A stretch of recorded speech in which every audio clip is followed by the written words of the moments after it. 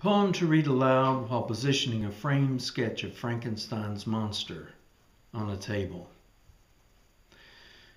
Late night ramblings, rants from underground, appear to imply that words, if spelled correctly, are dead or at best meaningless, wounded mortally.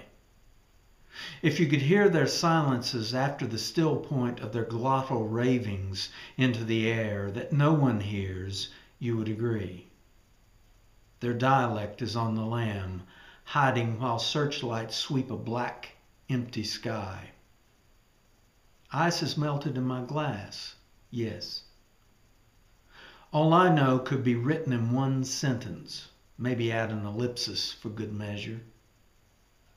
The Brownsville tape is water damaged. A History of Western Philosophy, Volume 4, is missing, and I suspect foul play. A philosopher thief. Who would have thought? What I have to say about modern music could find itself lost on the head of a pen. What I have to say about the head of a pen should not be heard by children. What I've learned of children, I've forgotten. What I've forgotten? Sylvia Plath is dead. Paul Celan is dead. Jesus, dead. David Cronenberg is alive, I think. He breaks the pattern. What does that mean? What does he mean, rethinking William S. Burroughs? What does he know about Blondie that I don't know? And spiderwebs? What can I say? I'm not who I say I am. But you haven't said. Then what you've heard is true. What I write is false.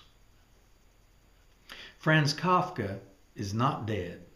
I spoke to him on the phone. He was a bit surprised, I'm sure. Said he couldn't speak long, had to go for smokes. Such is greatness. These words have nothing to say. These words refuse to leave, refuse to be carried off. They stay. They listen for a comrade, listen for an opening.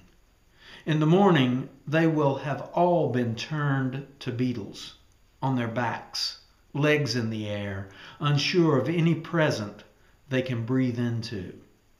And from their beds, worst of all, when the paragraph is done, they'll remember nothing. Well, then everything is stolen, isn't it? And this is where I'm speaking directly to you. Write it, Elizabeth would say, if she were here. So if this came to you in tomorrow's mail, say a chain for luck, would you send it to 3 of your closest friends?